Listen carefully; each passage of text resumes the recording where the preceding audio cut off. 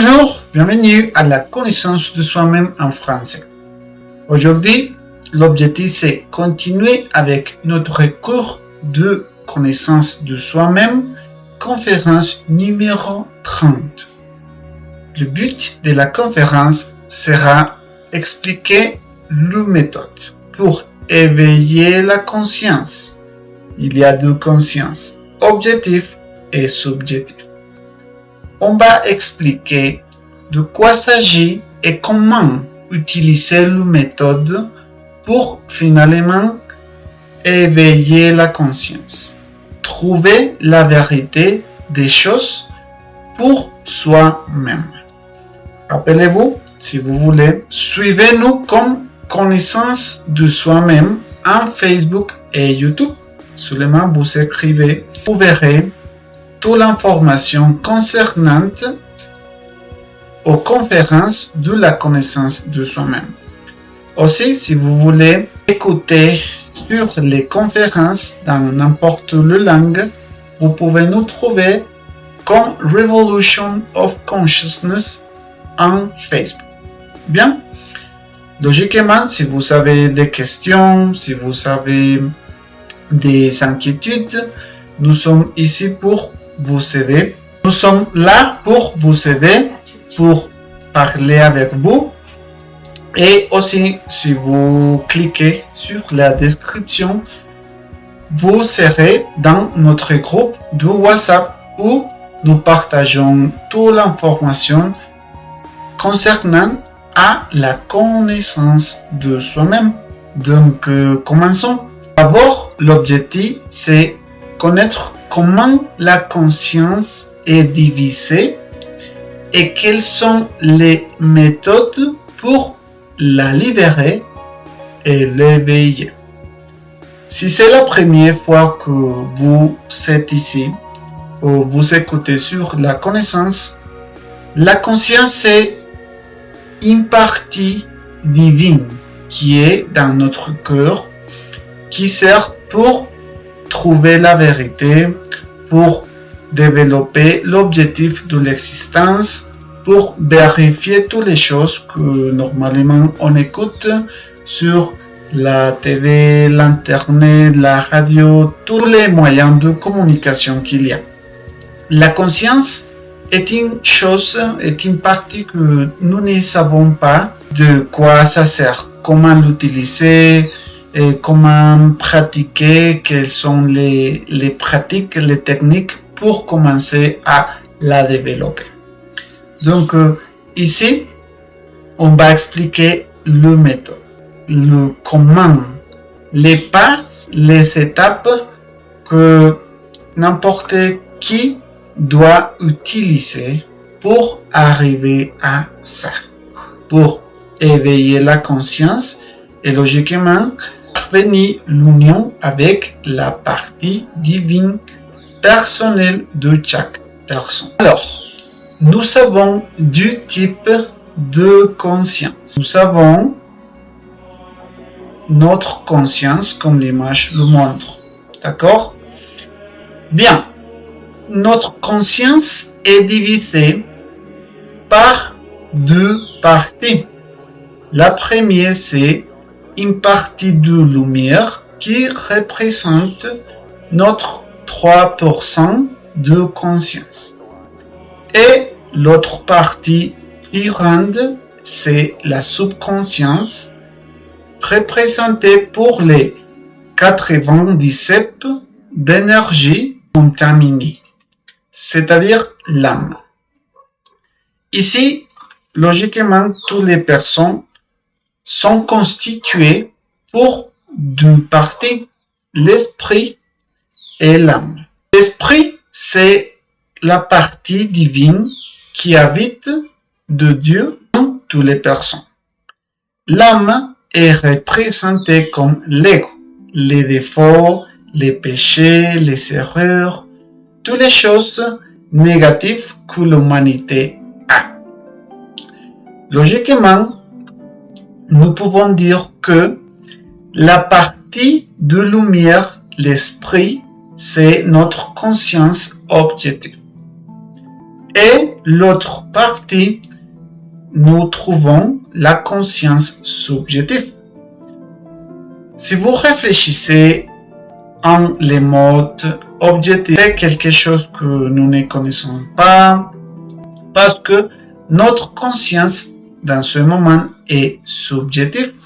Cela veut dire que nous cherchons des choses qui en réalité servent à rien. D'accord?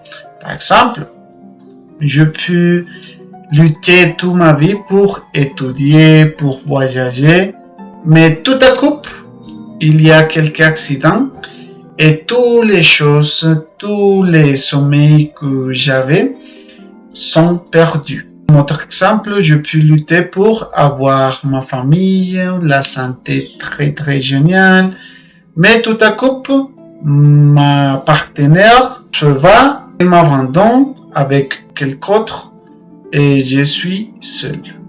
Bien, mais de l'autre côté, notre conscience objective cherche des choses supérieures, cherche que l'esprit soit 100%, pas 3%.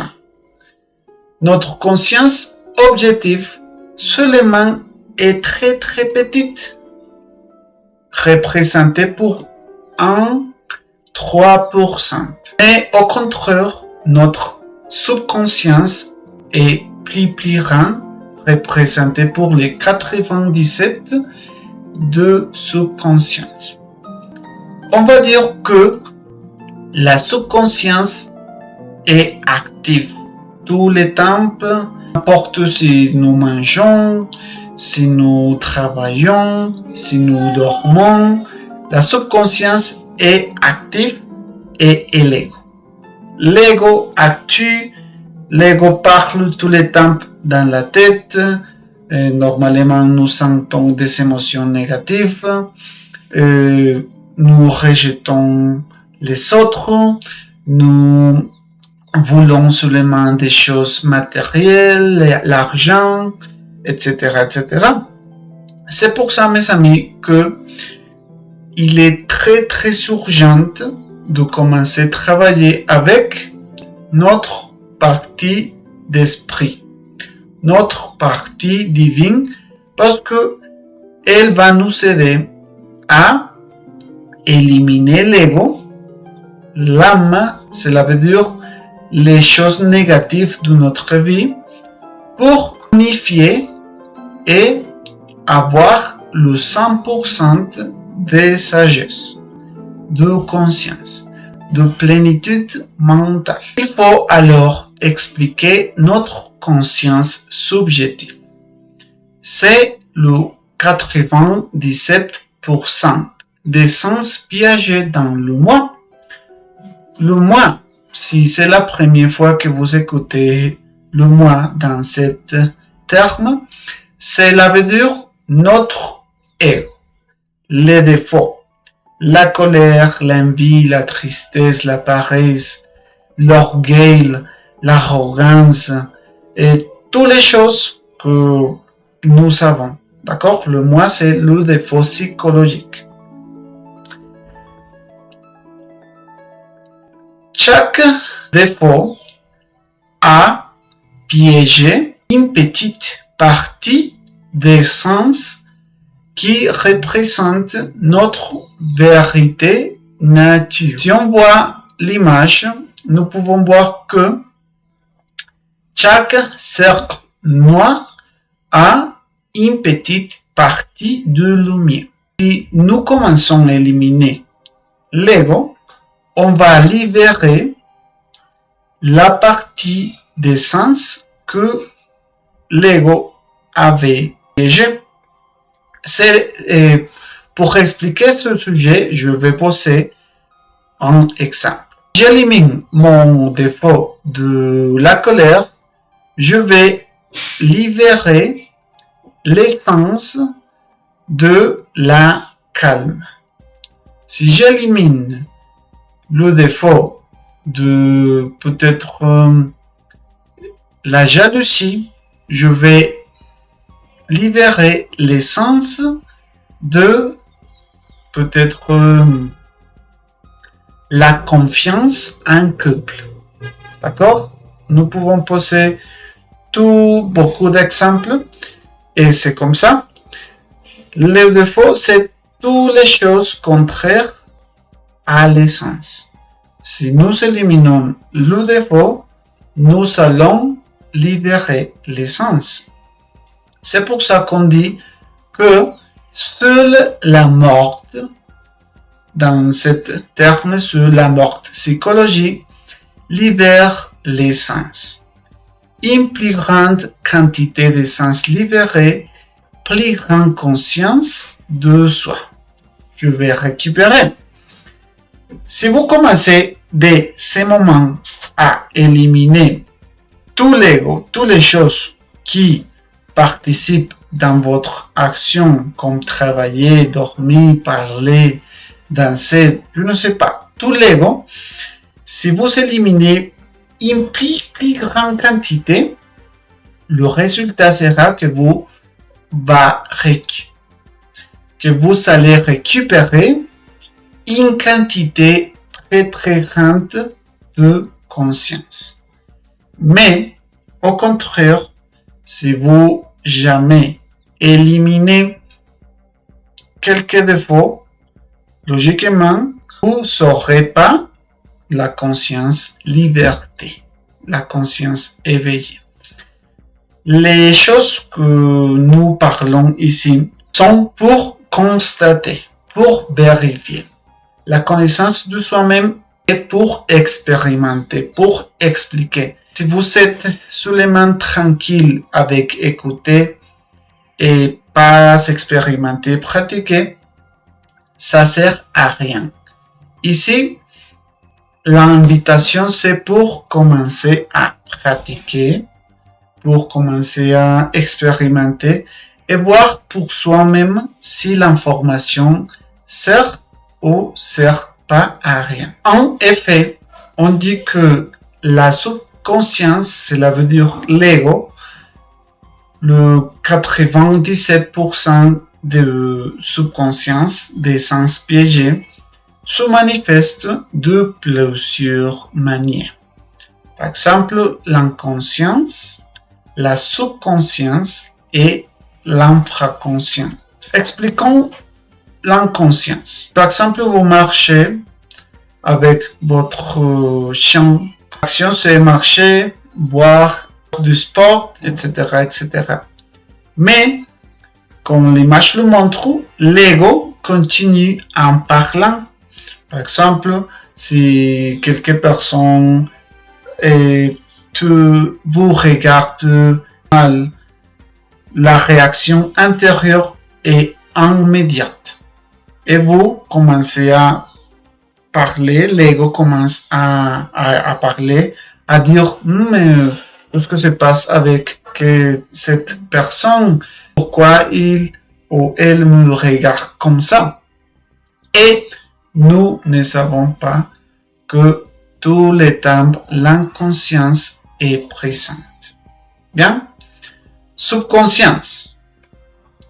Subconscience, c'est quand nous savons que dans tous les temps, l'ego parle bien, et comme l'image le montre, nous avons beaucoup de défauts de colère, beaucoup de défauts d'alcool, de l'argent, l'ambition, de la peur, l'envie.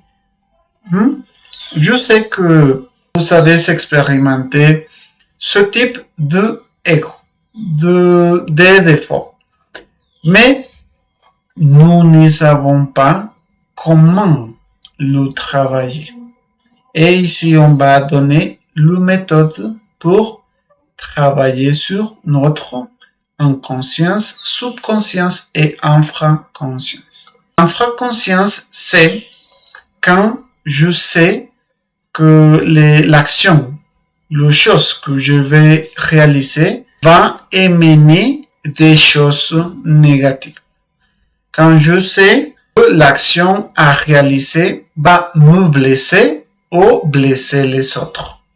D'accord? Par exemple, si j'ai ma partenaire et je commence à conquister autre personne, je sais que ça va blesser l'autre personne, mais sans importance, je le fais. D'accord? Et les mensonges. Je sais que les mensonges sont très très mauvais, mais également, je les utilise. C'est l'infraconscience. D'accord? On résume les trois types de inconscience. Le 97 de subconscience que n'importe qui a. Cependant, mes amis, nous avons aussi la conscience objective, le 3% de conscience libre. Qu'est-ce que c'est? Le 3% de conscience libre, c'est une partie de la divinité de Dieu qui est cachée dans notre cœur, dans notre intérieur. C'est les chemins pour éliminer l'ego. Les preuves, les problèmes, les récurrences que nous allons savoir pendant la vie. Mais une chose très intéressante, les 3% de conscience, c'est comment surmonter l'ego, les preuves et les situations difficiles et faciles de notre vie. Si nous commençons à utiliser et éveiller le 3% de conscience, on va apprendre à connaître le chemin vers la réalisation de soi. Pour expliquer un peu de quoi s'agit la conscience objective, on doit étudier les nouveaux-nés qu'il y a. D'accord? Les nouveaux-nés ont le 3% des sens libres, 3% des sens éveillés. D'accord?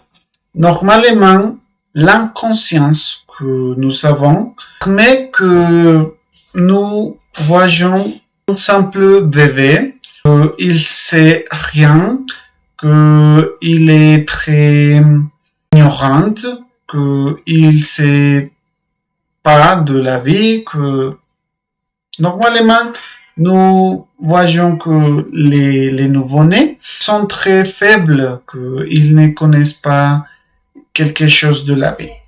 Mais ça, c'est une idée très très mal que l'humanité a. Pourquoi?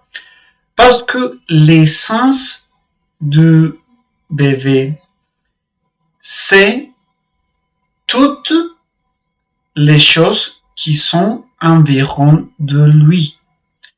Il sait toutes les preuves, toute la douleur, tous les problèmes, la famille, toutes les situations qui vont venir dans leur vie. Mais à mesure que le bébé commence à grandir, à expérimenter le monde, à marcher, à étudier, la personnalité se forme. La personnalité se développe. Qu'est-ce que c'est la personnalité? C'est toutes les choses que les personnes imitent. Par exemple, si mon père est professeur, ma personnalité va imiter la profession de mon père. Quand je sois grande, je veux vouloir être professeur. C'est pour ça, mes amis, que les enfants, ils imitent toutes les choses qu'ils voient. Toutes les choses qui sont environ d'eux sont imitées pour eux. Si on réfléchit, il y a quelque chose de très très important avec l'exemple que nous montrons aux enfants. Parce que la personnalité va imiter les actions des adultes et par conséquent, ils vont faire les choses qu'ils voient. Par exemple, si l'enfant voit que le père a beaucoup de problèmes avec la mère et il y a des violences, des problèmes, la personnalité va calquer ça, va imiter ça et normalement, quand lui va avoir sa partenaire, peut-être il peut imiter les actions qu'il a vécues avec la famille. D'accord? C'est pour ça que, à mesure que l'enfant commence à vivre, la personnalité se développe et le défaut commence à entrer dans l'esprit, l'ego de l'enfant. Et c'est pour ça que nous voyons des enfants, des bébés qui sont très grossiers, très impolis, etc., etc. D'accord? Et finalement, l'essence reste dormie. L'essence qui avait les personnes reste dormie et les personnes seulement cherchent à travailler, voyager, chercher l'argent et finalement mourir sans savoir l'objectif de la vie à cause de la personnalité. Pourtant, avec la mort, il y a très choses qui meurent dans tous les cas. Le corps physique, corps, la personnalité, on a expliqué ça, et le fond vital organique. Le fond vital organique s'agit de l'énergie qui maintient vive notre corps physique. C'est pour ça que quand quelqu'un va mourir, il commence à perdre le chaud qui le corps a. Ces trois types de choses vont mourir avec la mort physique. Mais attention à ça. L'ego, les péchés, les choses qu'il y a dans notre esprit, dans notre âme, ne meurent pas. Ils continuent vivants. Et c'est quelque chose de très triste parce que la colère va être réintégrée dans l'enfant. Et l'enfant va grandir, va vivre, va mourir. Et autrefois, la colère va être réintégrée dans l'enfant. Il est très triste, mais c'est la réalité. Tous les temps, l'ego, les millions de choses négatives qu'on a, ont été réintégrés chaque fois que nous naissons. Nous mourons et l'ego commence à être réintégré pendant les 108 existences qu'on a. Je vous invite à voir la conférence numéro 2. Là, j'explique quoi s'agit les 108 existences que l'humanité a. D'accord? Le même processus se répète lorsque vous revenez à la nouvelle existence. L'information que je donne, c'est pour la expérimenter, la vérifier. Et l'unique manière d'arriver à ça, c'est pratiquer la connaissance de soi-même. Ici, je vous apporte la méthode pour l'éveil de la conscience. Il faut réaliser deux choses, on dit deux étapes pour éveiller la conscience. La première s'agit d'éveiller le 3% de conscience qu'on a. Rappelez-vous, j'expliquais au commencement de la conférence le 3%. Le 3%, rappelez-vous que est la partie d'esprit qu'on a. D'accord? Rappelez-vous pour le sol que j'ai montré au commencement de la conférence.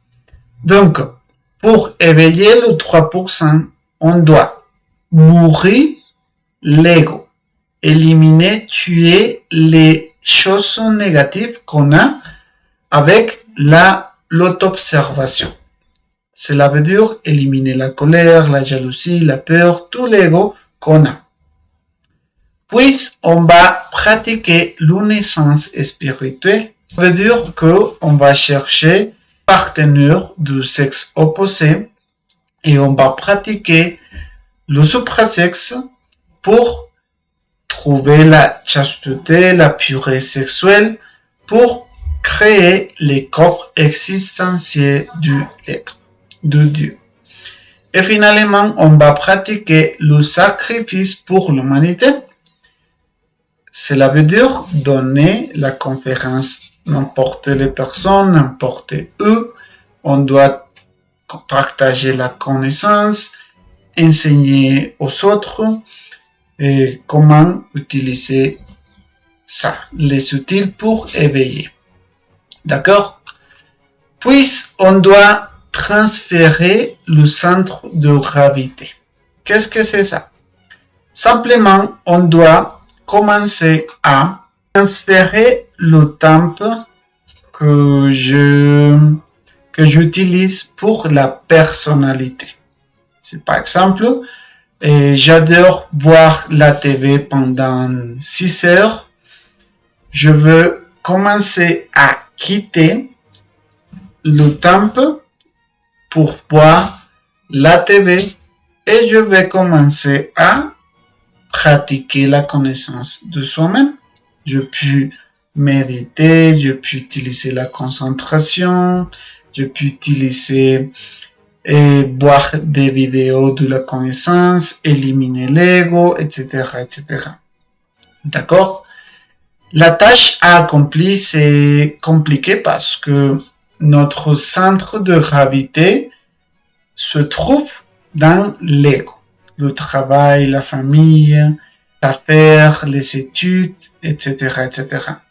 Mais à mesure que nous comprendrons la connaissance, nous commençons à transférer et utiliser notre temple au service de la conscience. La partie finale de méthode numéro 1 pour éveiller la conscience, c'est sortir de la fascination de la personnalité.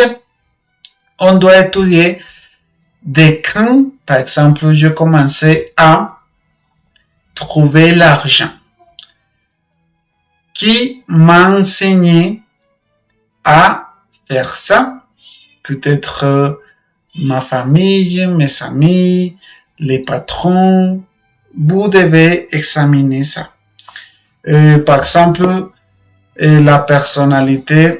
Par exemple, se demander de quand j'ai perdu l'objectif de l'existence. Au meilleur, quel est l'objectif de l'existence et pourquoi je ne cherchais pas ça? Quel type de personne j'imite? On doit réfléchir ça pour commencer à sortir de la fascination de la personnalité. Les affaires, le repas, la famille. On doit étudier toutes les choses, tous les aspects, comprendre les choses utiles de ça et commencer à actuer avec conscience. D'accord? C'est ça le travail qu'on doit faire seulement pour éveiller le 3%. En revanche, on doit libérer et éveiller les 97% de sous-conscience.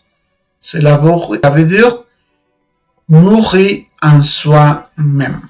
Pour ça, on doit pratiquer tous les temps. N'importe où je suis, n'importe avec qui je suis, je dois pratiquer la deuxième partie de méthode pour éveiller la conscience. Donc, je vais commencer à utiliser l'observation de soi-même. Je dois commencer à voir tous les aspects psychologiques que j'ai. Par exemple, si je mange avec ma famille, je vais commencer à utiliser l'observation de moi-même, de soi-même. Je vais voir que, par exemple, je suis en colère parce que j'ai eu quelques problèmes dans le travail. Je vois ça.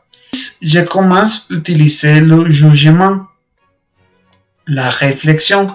Je commence à me demander, mais pourquoi je pense à ça si je suis avec ma famille? C'est l'ego qui cherche à dommager le moment avec ma famille. Et puis, je élimine l'ego, dans ce cas, la colère. Comment? Rappelez-vous, Mère divine élimine ce défaut. Mère mien, Élysée élimine le défaut. D'accord? Par exemple, je marche avec ma partenaire, toutes les choses vont bien, etc., etc. Coupe, belle femme passe devant moi. Immédiatement, je commence à boire, comme l'image le montre, beaucoup de défauts psychologiques qui cherchent à regarder, la regarder. Je commence à sentir des émotions d'amour pour autre personne, malgré je suis avec ma partenaire.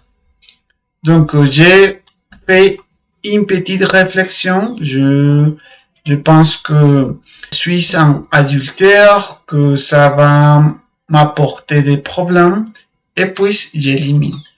Mère divine élimine ce défaut. Avec le temps, mes amis, vous verrez que toutes les choses que nous faisons sont polluées, sont contaminées, ont beaucoup de défauts psychologiques. Par conséquent, on doit éliminer tout le temps l'ego.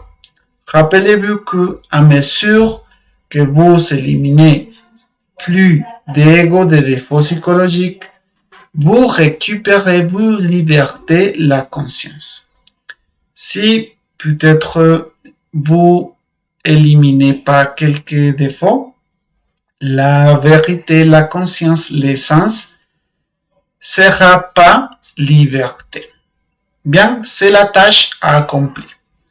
Libérer la conscience de l'ego, et c'est comme ça. Donc, quand nous libérons la conscience subjective piégée dans les défauts, nous en faisons une conscience objective. L'ego, c'est subjectif, vous l'éliminez et vous obtenez la conscience objective. Bien. Pour conclure avec la conférence d'aujourd'hui, je vous invite à la prochaine conférence. Sera la numéro 30 de Face A, créature mécanique. Rappelez-vous, autrefois, si vous voulez être dans notre groupe de WhatsApp, cliquez sur les descriptions de cette vidéo et voilà. Vous êtes avec nous, vous pouvez écrire les doutes que vous avez sur n'importe quelle conférence. Merci beaucoup pour votre attention. Je suis Germán David Reyes et c'est comme ça. Merci beaucoup et à la prochaine.